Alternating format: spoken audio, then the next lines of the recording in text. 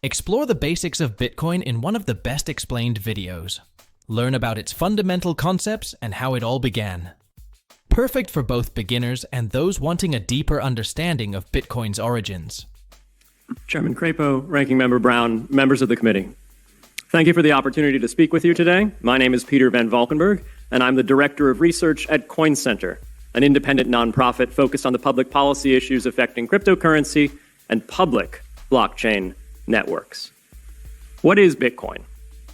Bitcoin is the world's first cryptocurrency, and it works because of the world's first public blockchain network. What does Bitcoin do? It's simple. It lets you send and receive value to and from anyone in the world using nothing more than a computer and an internet connection. Now, why is it revolutionary? Because unlike every other tool for sending money over the internet, it works without the need to trust a middleman. The lack of any corporation in between means that Bitcoin is the world's first public digital payments infrastructure. And by public, I simply mean available to all and not owned by any single entity. Now, we have public infrastructure for information, for websites, for email. It's called the internet. But the only public payments infrastructure that we have is cash, as in paper money, and it only works in face-to-face transactions.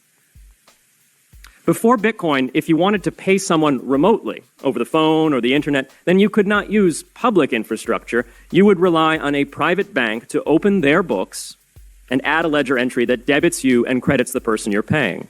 And if you both don't use the same bank, well, then there'll be multiple banks and multiple ledger entries in between. With Bitcoin, the ledger is the public blockchain, and anyone can add an entry to that ledger, transferring their Bitcoins to someone else. And anyone, regardless of their nationality, race, religion, gender, sex, or creditworthiness, can for absolutely no cost create a Bitcoin address in order to receive payments digitally. Bitcoin is the world's first globally accessible public money. Is it perfect? No. Neither was email when it was invented in 1972. Bitcoin's not the best money on every margin. It's not yet accepted everywhere. It's not used often to quote prices, and it's not always a stable store of value. But it is working, and the mere fact that it works without trusted intermediaries is amazing. It's a computer science breakthrough, and it will be as significant for freedom, prosperity, and human flourishing as the birth of the internet. And Bitcoin is just the beginning. If we can replace private payments infrastructure, then we can replace other private choke points to human interaction as well. Now, why should we want to build more public infrastructure? Why should we embrace blockchains over corporate intermediaries? Why should we tolerate their inefficiencies and work to make them better? Why should we want the pioneers of this technology here in the United States and not fleeing overseas? A simple reason. Because the corporate intermediaries providing today's critical but privately owned infrastructure are becoming fewer, larger, and more powerful, and their failures are increasingly grave. So roughly half of all Americans, 143 million people, had their Social Security numbers exposed to hackers because of a breach at Equifax. The SWIFT network has relayed hundreds of millions of dollars in fraudulent transactions because of hacked member banks in Bangladesh, Vietnam, Ecuador, and Russia. The FBI suspects now that the largest of these hacks was perpetrated by North Korea. Corrupt, low-level employees at an Indian bank, Punjab National, were able to fraudulently certify SWIFT messages stealing $1.8 billion. It's the largest electronic bank robbery in history. In fact, it's the largest bank robbery in history. In October 2016, an estimated 1.2 million internet-connected devices were hacked and turned into a botnet that for several hours made prominent websites unavailable across Europe and North America, including CNN and Fox News, the New York Times, and the Wall Street Journal. Increasingly, physical machines are being connected to the internet to augment their capabilities. They're wired through servers that are owned and maintained by private and trusted intermediaries, the so-called Internet of Things. Pacemakers from St. Jude's Hospital have been hacked.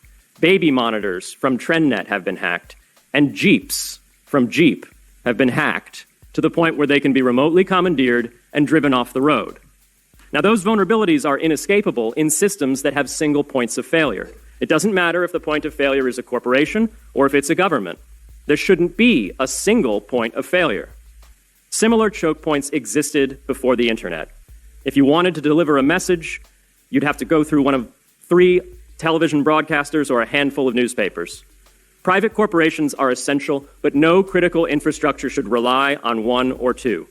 The internet removed single points of failure in communications infrastructure and ushered in a wave of competition among new media corporations building on top of its public rails. Blockchains can similarly disintermediate critical payments and IoT infrastructure.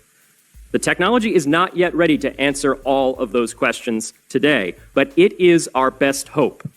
And as with the internet in the 1990s, we need a light-touch, pro-innovation policy to ensure that these innovations flourish in America for the benefit and security of all Americans.